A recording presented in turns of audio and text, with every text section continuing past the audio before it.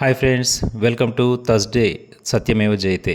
పాకిస్తాన్లోకి చొచ్చుకెళ్లి పాకిస్తాన్లోని టార్గెట్లను విజయవంతంగా ఛేదించిన ఆకాశ్ క్షిపణి గురించి ఈరోజు సత్యమేవ జయతేలో.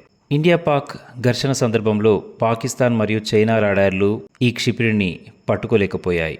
అలా అనేకన్నా వాటిని దాటుకొని ఈ క్షిపణి లక్ష్యాలను ఛేదించింది అనడమే కరెక్ట్ అయినది. ఒక మాటలో చెప్పాలంటే యుఎస్ డిఫెన్స్ విశ్లేషకులు కూడా ఈ సామర్థ్యాన్ని చూసి ఆశ్చర్యపోయారు. వాళ్ళ దగ్గర ఉన్నటువంటి యుఎస్ స్టెల్త్ డ్రోన్ సామర్థ్యంపై కూడా వాళ్లకు అనుమానం వచ్చేసింది ఈ క్షిపణిని చూశాక.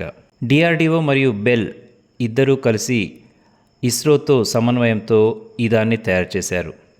ఇది తదుపరి తరం రియల్ టైమ్ టార్గెటింగ్ మరియు ఇంటర్సెప్షన్ సిస్టమ్. ఇది ఒకే యంత్రం లేదా ఒకే డ్రోన్ కాదు, ఇది ఒక సిస్టమ్ ఆఫ్ సిస్టమ్స్. ఉపగ్రహాలు, డ్రోన్స్, రాడార్లు, మొబైల్ వార్ రూమ్లు మరియు ఏఐ ప్రాసెసర్లను ఒక స్వీయ అప్డేటింగ్, ఆటో స్ట్రైకింగ్ డిఫెన్సివ్ క్లౌడ్గా ఇది అనుసంధానం చేస్తుంది.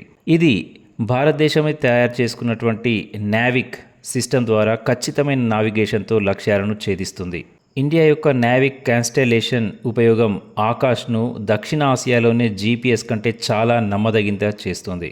పర్వతాలు మరియు ఎడార్ల వంటి కష్టతరమైన భూభాగాల్లో కూడా నావిక్ ఖచ్చితమైన టార్గెట్ను అందిస్తుంది. కేవలం సెకండ్లలో ఆకాష్ తన వ్యూహాలను కేటాయించుకోగలదు, లక్ష్యాలను ఎంచుకోగలదు మరియు డ్రోన్ మార్గాలను కూడా రీప్రోగ్రామ్ కూడా చేయగలదు.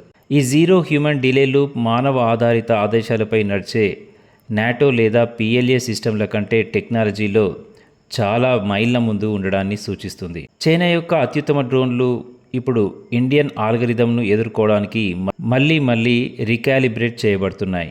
కానీ మన కంబాట్ ఉపగ్రహం ప్లస్ ఏఐ ఫ్యూజన్ను చైనా ఊహించలేదని అందరూ అంగీకరించాల్సిన విషయం. టర్కీ తన బైరక్తర్ డ్రోన్స్పై చాలా గర్వంగా ఉండేది.